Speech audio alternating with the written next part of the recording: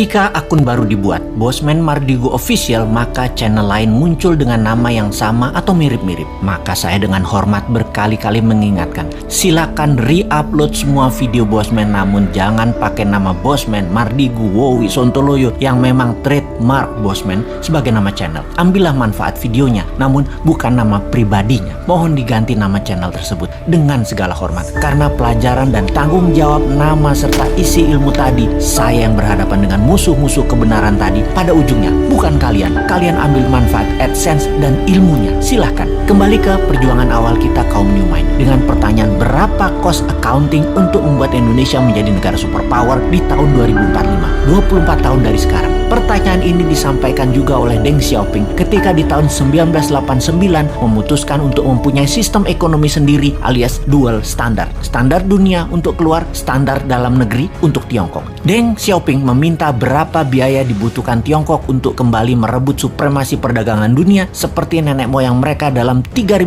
tahun selalu menguasai perdagangan dunia, di mana 200 tahun terakhir dikerjain negara-negara Eropa dengan perang opium, menggunakan candu untuk membuat goblok otak 30 juta rakyat Tiongkok dan juga pejabatnya. Lalu perdagangan Tiongkok dikendalikan Eropa sekian lama. Pertanyaan Deng Xiaoping tadi di tahun 1989 dijawab, dan benarlah 20 tahun setelahnya Tiongkok menjadi negara maju, dan 20 tahun kemudian, yaitu sekarang, Tiongkok menjadi kekuatan yang ditakuti. Pertanyaan awal kita, berapa cost accounting untuk membangun Indonesia untuk menjadi negara superpower di tahun 2045 itu? Hal itu sangat penting. Berapa modal yang dibutuhkan? Berapa dana yang dibutuhkan? Dan itu harus diketahui sekarang. Semua itu akan kita ciptakan dananya serta pekerjaannya untuk 100% warga Indonesia. Kita lompat ke tahun 2030 ke depan. Di tahun 2030 atau kurang dari 9 tahun lagi dari saat ini, dunia menjadi lain dengan dunia yang kita kenal 100 tahun terakhir. Pandemi 4 tahun hingga tahun 2025 merubah 60% kehidupan manusia. Teknologi bioengineering, biomedical, menggeser DNA dan RNA manusia membuat manusia menjadi super karena lawannya penyakit juga menjadi super. Penyakit bawaan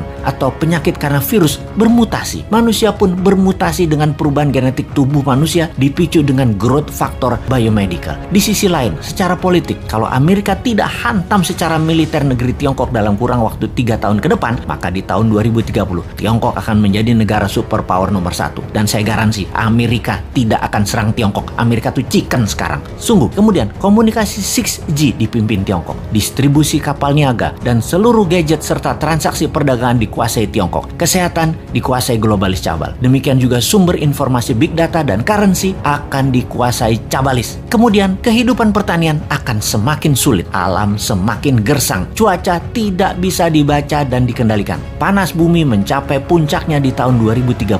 Musuh bersama umat manusia di tahun 2030 adalah kelaparan, kekurangan pangan dan gizi, serta cuaca yang ekstrim. Alam tidak ramah. Dunia menjadi semakin kejam. Manusia semakin buas. Tiongkok di tahun 2030 akan mempunyai penantang baru yang namanya Nusantara. Siapa Nusantara itu? Negara yang menjadi pengontrol laut, pengontrol mineral dan sumber pangan. Negara maritim, food country dan mineral country. Itulah Nusantara di tahun 2030. Pertanyaan berikutnya, apakah Nusantara dalam 15 tahun kemudian, yaitu di tahun 2045, bisa melewati Tiongkok atau setidaknya menyamai? Jawabannya adalah bisa. Konsep bernegara di tahun 2030 adalah kendali pembayaran dunia perdagangan yang menggunakan emas di dalam negeri. Sejak New Mind berkuasa nanti di tahun 2024, maka 1 tahun setelahnya di tahun 2025 emas dijadikan alat bayar resmi, di mana puncaknya di tahun 2030 rupiah fisik musnah, tidak dipakai lagi, jadi e-rupiah dan fisiknya adalah emas. Nusantara menarget dalam 15 tahun ke depan sejak tahun 2030 transaksi dunia 50% memakai emas. Itulah awal Nusantara menjadi negara superpower di tahun 2045. Kunci penting berikutnya di periode 2045 sampai 2070, di mana dunia sepakat tidak akan ada lagi perang militer, namun semua negara berkolaborasi merubah dunia menjadi lebih baik. 2045 hingga tahun 2070, Nusantara menjadi negara superpower yang memimpin garda terdepan pejuang lingkungan hidup, kesehatan, edukasi, dan sustainable eco-living. Nusantara memimpin perbaikan alam selama 15 tahun hingga tahun 2070.